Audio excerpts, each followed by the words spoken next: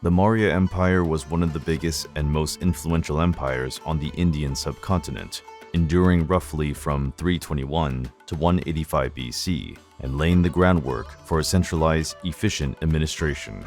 Its capital was Pataliputra, now modern-day Patna, the capital of Bihar in India.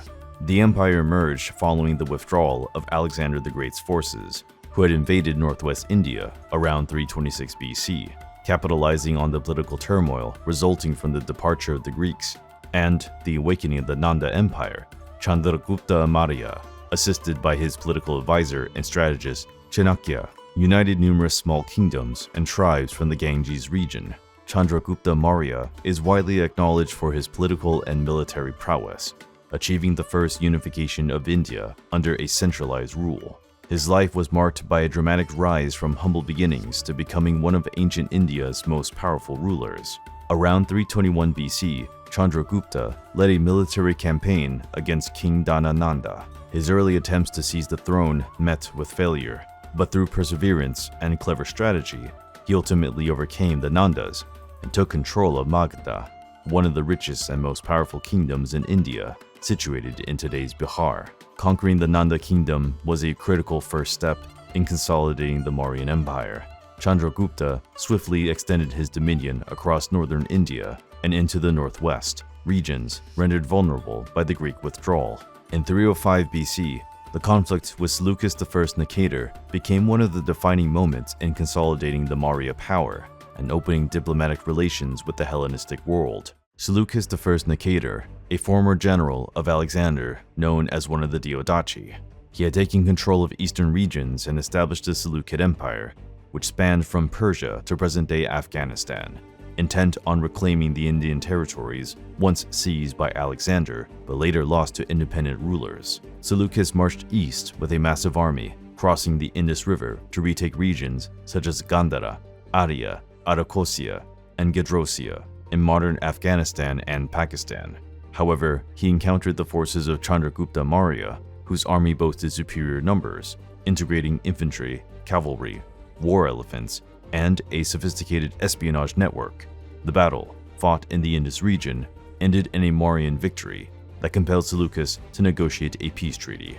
Chandragupta's reign was distinguished by a centralized, highly effective administration, influenced by the teachings of his mentor, Chanakya, the author of Arthashastra, a treatise on politics, economics, and statecraft. Chandragupta established a robust bureaucracy and an intelligence system that exercised strict control over conquered regions. His government instituted a taxation system to support the military and administrative functions, while also promoting agriculture and commerce. Under the rule of Bindusara, Chandragupta's son, the empire continued to expand, eventually dominating much of the subcontinent. Bindusara maintained internal stability and extended Mauryan influence further south into what is now central India.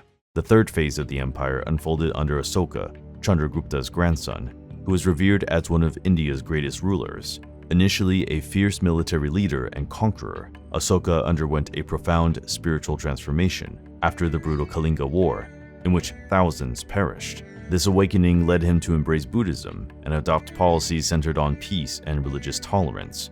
Ashoka implemented a humanitarian governance model that included the construction of hospitals, schools, roads, and wells. He propagated Buddhism both within and beyond India by dispatching missionaries across Asia, thereby spreading Indian cultural and religious influence.